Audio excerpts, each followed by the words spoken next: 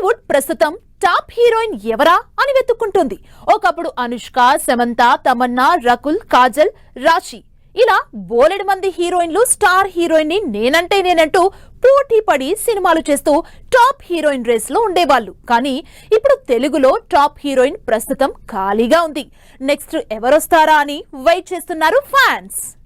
టాలీవుడ్ లో హీరోలతో పాటు క్రేజ్, కలెక్షన్లు, స్టామినా, డిమాండ్ ఉన్న హీరోయిన్ అప్పట్లో అనుష్క సెలెక్టివ్ గా సినిమాలు చేసిన అనుష్క సినిమాలంటే స్టార్ హీరోలు కూడా ఈగర్ గా వెయిట్ చేసేవాళ్లు. ఆ తర్వాత సమంత తెలుగులో స్టార్ హీరోయిన్ స్టేటస్ అందుకుంది. వరుసగా టాప్ హీరోలందరితో సినిమాలు చేసి దాదాపు 10 ఏళ్ల పాటు టాప్ హీరోయిన్ ప్లేస్ ఎంజాయ్ చేసింది.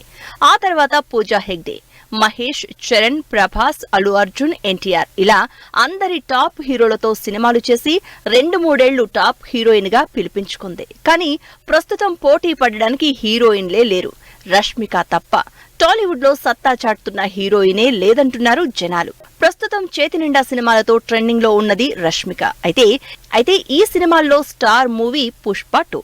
ఇక చేస్తున్న కుబేరా కానీ, ద గర్ల్ ఫ్రెండ్, రెయిన్బో సినిమాలు అన్నీ కమర్షియల్ హీరోయిన్ గా కాకుండా డిఫరెంట్ సబ్జెక్ట్స్ తో తెరకెక్కుతున్నవే.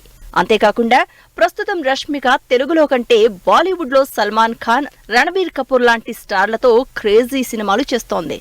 తెలుగులో పుష్ప 2 తప్ప పెద్ద సినిమాలు లేకపోవడం, స్టార్లతో సినిమాలు చేయకపోవడంతో క్రేజ్ పెద్దగా కనిపించడం లేదు. మొన్నటి వరకు రష్మికతో పాటు మృణాల్ కూడా హడావిడి చేసింది. సీతారామం, హాయ్ నాన్న సినిమాలతో టాలీవుడ్ ని ఏలుతుంది అనుకున్న Mrunal family star cinema average కావడంతో తెలుగులో ఛాన్సులు దక్కించుకోలేకపోయింది.